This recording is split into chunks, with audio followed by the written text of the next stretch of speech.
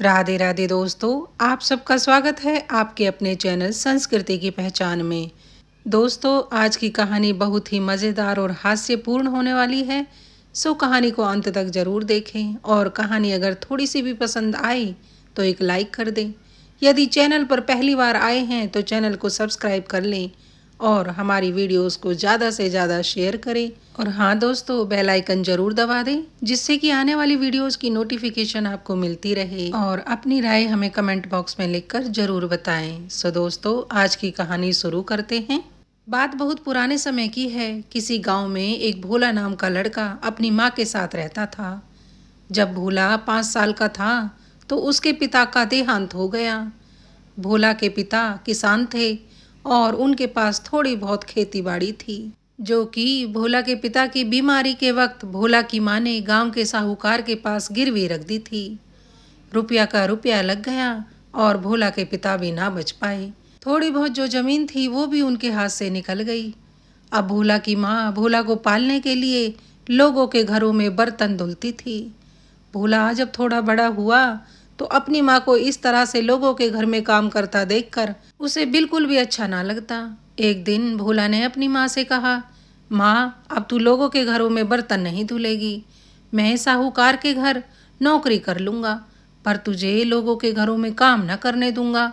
भोला की माँ तो अपने बेटे के मुंह से ऐसे वचन सुनकर गदगद हो गई। भोला का नाम तो उसकी माँ ने कुछ और रखा था, पर उसके भोले से स्वभाव के कारण सभी लोग उसे भोला ही कहने लगे। अब भोला उसी साहूकार के पास काम करने लगा जिसके पास उनकी जमीन गिरवी रखी हुई थी। भोला जी तोड़ मेहनत करता था और थोड़ा बहुत जो भी साहूकार के यहाँ से मिलता उसी में दोनों माँ बेटे की गुजर बसर होती थी। एक बार भगवान की करनी कुछ ऐसी हुई कि उस नगर के राजा ने सभी किसानों को थोड़ी थोड़ी जमीन दान में दी। अब भोला के हिस्से में भी एक खेत आ गया। भोला जमीन मिलने के बाद बड़ा ही खुश हुआ। उसने अपनी माँ से कहा, माँ, अब हम किसी की गुलामी नहीं करेंगे, अपना उगाएंगे और अपना खाएंगे। माँ भी भोला की बात सुनकर बहुत खुश हुई, पर थोड़ी देर बाद ही चिंता में डूब गई। भोला ने जब अपनी माँ को चिंताग्रस्त देखा तो पूछ लिया, क्या हुआ माँ, तू एकदम से चुप क्यों हो गई? तब भोला की माँ बोली, बेटा, तू खेती तो करेगा, पर तुझे तो यही नहीं पता कि खेती की कैसे जाती है। जब तू छोटा था तो तेरे पिता का देहांत हो गया और जब तू बड़ा हुआ तो साहूकार के घर में नौकर बनकर रह गया। तूने कभी खेती होते देखी ही नहीं है और बेटा, ना ही तेरे पास हल बैल है जिससे तू अपने खेतों की जुताई कर सके। भोला थोड़ी देर सोच में पड़ा रहा, फिर बोला, अरे माँ, मैंने साहूकार के घर इतने दिनों तक काम किया है, क्या उसको इतनी भी शर्म नहीं आएगी कि वो मुझे हल और बैल दे दे? मैं कल ही साहूकार के घर जाऊंगा और 2 दिन के लिए उसका हल और बैल मांग कर ले आऊंगा। देखना, वो मुझे मना नहीं कर पाएंगे। माँ भी चुप हो गई। भोला अगले दिन साहूकार के यहाँ पहुंचा और हाथ जोड़कर बोला, जमींदार साहब, हमें राजा ने थोड़ी सी जमीन दान में दी है। अब मैं चाहता हूँ कि मैं भी अपने पिता की तरह खेती बाड़ी करूँ, क्योंकि मैं एक किसान का बेटा हूँ और मुझे खेती बाड़ी ही सुहाएगी। सो इसलिए मैं आपके पास आया हूँ, क्योंकि मेरे पास हल बैल नहीं है। सो आप मुझे 2 दिन के लिए अपने हल बैल दे दो। साहूकार ने सोचा, अगर भोला अपने खेतों में अपना उगाएगा और अपना खाएगा तो मेरे यहाँ नौकरी करने नहीं आएगा। मेरे घर का काम कैसे चलेगा? यह भोला भाला लड़का 10 लोगों का काम अकेले ही कर लेता है। अगर यह हाथ से निकल गया तो मेरा बड़ा नुकसान हो जाएगा। साहूकार मन में कुछ सोचने लगा और थोड़ी देर बाद भोला से बोला, भोला, मैं तुम्हारे लिए बड़ा खुश हूँ कि अब तुम अपना उगाओगे और अपना खाओगे। मेरी गुलामी भी तुम्हें अब नहीं करनी पड़ेगी। रही हल बैल की बात, तो तू सबसे अच्छे बैल ले जा, तुझे किसने मना किया है? पर तू 2 दिन बाद मेरे हल बैल लौटा जाना। इससे ज़्यादा दिन के लिए मैं तुझे अपने हल बैल ना दे पाऊंगा, क्योंकि हमें भी तो अपने खेत में बीज बोना है ना। उससे पहले खेतों में जुताई भी करनी होगी। इतना कहकर उसने अपनी पत्नी को आवाज़ लगाई और कहा, अरे भाग्यवान, सुनती हो क्या? खेतों में चने बोने हैं कल, तो क्या तुमने चने भुनवा लिए और कपड़ों की थैली बनवा ली क्या? यह सुनकर भोला का दिमाग घूमने लगा। तो अच्छा, चने भून कर उगाए जाते हैं और वो भी कपड़े की थैली में बंद करके। अब भोला ने अपने मन में सोच लिया कि वह भी अपने खेतों में चने ही बोएगा। वो भी साहूकार के बताए अनुसार भून कर कपड़े की थैली में बांधकर यह सोचता हुआ भोला हल बैल लेकर अपने घर की तरफ चल पड़ा। उसने घर आकर अपनी माँ से कहा, अरे माँ, हम अपने खेतों में चने उगाएंगे। कल मैं चने लेके आऊंगा बाजार से और तू उन्हें भून देना। माँ ने जब यह सुना तो बोली, अरे मेरे भोले बेटा, तू तो भोला का भोला ही रहा। चने कहीं भून कर उगाए जाते होंगे खेतों में? चने तो कच्चे ही बोए जाते हैं। भला यह तुझसे किसने कह दिया कि चने भूंज कर उगाए जाते हैं? अब भोला को मन में लगा कि माँ को भी कुछ नहीं पता खेतीबाड़ी के बारे में। कल मैं ऐसे करता हूँ, माँ को मामा के घर छोड़कर आ जाता हूँ, नहीं तो यह खेती करने में अड़चन पैदा करती रहेगी। पता तो माँ को कुछ है नहीं, बात बात पर टोकती और रहेगी। जब खेत में चने उग जाएंगे तो मैं माँ को मामा के घर से ले आऊँगा। भोला ने अपनी माँ से कहा, माँ तू 2-4 दिन के लिए मामा के घर चली जा। जब खेत में चने उग जाएंगे तो मैं तुझे ले आऊँगा। भोला की माँ ने भोला से खूब मना किया, पर भोला कहाँ सुनने वाला था। माँ के कपड़ों की पोटली बनाई और माँ को मामा के घर छोड़कर आ गया और आते वक्त बाजार से चने भी खरीद कर ले आया और सारी रात चने भूनता रहा। सवेरे सवेरे उठकर भोला दर्जी से कपड़ों की थैली भी बनवा कर ले आया। उसके बाद भोला हल बैल और चने लेकर खेत पर जा पहुंचा। खेत की जुताई करने के बाद भोला ने थोड़ी थोड़ी दूरी पर गड्ढे बना दिए। इससे पहले भोला एक बार साहूकार के खेतों की तरफ भी चक्कर लगा कर आया। वह देखना चाहता था कि साहूकार के लोग किस तरह से चने बो रहे हैं। साहूकार भी पूरा मक्कार आदमी था। उसने अपने नौकरों को निर्देश दिया कि अगर भोला हमारे खेत की तरफ आता है तो तुम उसे देखते ही ये चने की थैलियां गड्ढों में दबानी शुरू कर देना। और उसके आदमियों ने ऐसा ही किया। भोला को पूरा विश्वास हो गया कि चने तो इसी तरह उगाए जाते हैं। सो भोला ने भी थोड़ी थोड़ी दूरी पर गड्ढे करके चने से भरी थैलियां गड्ढों में दबा दी और निश्चित होकर अपने घर आ गया। इधर साहूकार सुबह सुबह सबके उठने से पहले भोला के खेतों में जाता और 1-2 चने की पोटली निकालकर खूब चने खाता। भोला रोज अपने खेतों में जाता और देखता कि चने उगे या नहीं। अब चने उगने लायक होते तो उगते। भोला बड़ा निराश हुआ। सौभाग्य से उन चनों में एक दाना बिना भुना रह गया था, सो वही चने का दाना उग गया। जैसे ही भोला ने अपने खेत में चने का एक छोटा सा पौधा देखा तो खुशी के मारे उछल गया। आहा, एक ही सही, पर मेरे खेत में चना तो उगा। अब मैं इसकी खूब जी जान से सेवा करूँगा तो देखना ये एक ही चने का पेड़ 10 मन चने मुझे देगा। अब तो भोला अपनी माँ को भी मामा के घर से लिवा कर ले आया और माँ को भी खुश होकर बताया, माँ चने की फसल खेतों में लहरा रही है। माँ भी यह जानकर बड़ी खुश हुई। उसने भोला से कहा, भोला मैं भी एक बार खेत पे जाना चाहती हूँ। पर भोला ने मना कर दिया, ना माँ, तू खेत पर नहीं जाएगी, तेरे पैर दुख जाएंगे। अब तो तू बस घर में बैठकर आराम कर। इधर अच्छी देखभाल के कारण वह चने का पौधा धीरे धीरे बड़ा हो रहा था। अब तो उस पर चने की फलियां भी आने लगी थी। भोला को अब एक चिंता सताती रहती कि कोई पशु या पक्षी आकर मेरे इन चनों को न खा जाए। इसलिए भोला ने खेतों पर ही एक मचान बना लिया और उसमें एक चरपाई डालकर रात दिन वहीं खेत पर ही रहने लगा। जब उसे भूख लगती तो वह आकर गांव से खाना ले जाता और खाता वहीं बैठकर। एक बार क्या हुआ कि एक साधु वहां से घूमते हुए गुजरे तो उन्होंने भोला से पानी मांगा। भोला ने साधु बाबा को बड़े आदर सहित अपनी चरपाई पर बिठाया और जो भी रूखा सूखा भोला के पास था साधु को उसने खाने के लिए दिया और पानी भी दिया। साधु बाबा उसके इस आदर भाव से बड़े खुश हुए। उन्होंने भोला से पूछा, बेटा तुम्हारा नाम क्या है और तुम यहाँ इस खाली खेत में क्या कर रहे हो? यह सुनते ही भोला गुस्से में भर गया और साधु बाबा से बोला, क्षमा करें साधु बाबा, पर आप मेरे चने के खेत को खाली ना बोलें। साधु बाबा ने आश्चर्य से पूरे खेत की तरफ देखा तो उन्हें एक चने का पौधा दिखाई दिया। फिर उन्होंने भोला से पूछा, पहले तुम मुझे यह बताओ कि तुम्हारा नाम क्या है? भोला ने गर्दन नीची करते हुए कहा, मेरा नाम भोला है। साधु बाबा हंसने लगे, अच्छा तो तुम नाम ही नहीं, तुम तो स्वभाव के भी भोले हो, तभी तो एक चने के पौधे के पीछे रात दिन परेशान हो रहे हो। साधु बाबा ने फिर पूछा, अच्छा भोला, यह बताओ कि यह चना अपने आप उगा है या तुमने उगाया है? फिर भोला ने शुरू से आखिर तक की सारी बात उन्हें बता दी।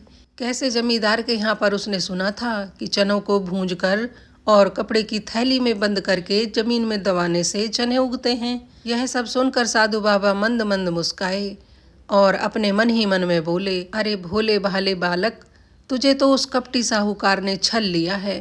पर फिर भी उन्होंने गंभीर होते हुए भोला से कहा, भोला, मैं तेरे सेवा भाव से बड़ा प्रसन्न हुआ हूँ।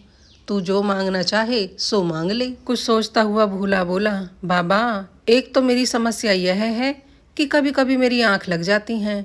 उस समय मुझे भय रहता है कि कहीं पशु पक्षी मेरे चने को नुकसान ना पहुंचा दें। तो आप ऐसा करिए कि मैं जब सो जाऊं तो मेरा पिछवाड़ा बोलता रहे कि उड़ उड़ उड़ उड़ उड़, और चिड़िया उड़ती रहे। यह सुनकर साधु बाबा जोर जोर से हंसने लगे, पर उन्होंने अपनी हंसी पर काबू पाते हुए कहा, अच्छा भोला, दूसरी क्या समस्या है वह भी बताओ। तब भोला बोला, बाबा, मैंने अपनी माँ को वचन दिया है कि मैं अपने खेत से 10 मन चना उगा कर दिखाऊंगा, पर मेरे खेत में तो एक ही चने का पौधा उगा है। साधु बाबा बोले, तू चिंता मत कर भोला, तेरे खेत में 10 मन चना ही होगा, और जब तुम सो जाओगे और आसपास कोई पक्षी या जानवर तुम्हारे आएगा तो तुम्हारा पिछवाड़ा खुद ही आवाज करने लगेगा, उड़ उड़ उड़ उड़ उड़, और पशु पक्षी डर कर भाग जाएंगे। तथास्तु कहकर साधु बाबा वहां से चले गए। इधर भोला की माँ रात दिन चिंता में घुलती जा रही थी, क्योंकि घर में खाने के लिए अब एक दाना भी नहीं बचा था। साहूकार की नौकरी भी भोला छोड़ चुका था। जो थोड़ा बहुत वहां से आता उसमें दाल रोटी तो चल रही थी, पर अब तो वो भी सहारा छिन गया। लेकिन भोला की माँ को एक तसल्ली जरूर थी कि जब खेत से 10 मन चना घर आएगा तो आधा चना बेच देंगे, आधा चना अपने गुजर बसर के लिए रख लेंगे।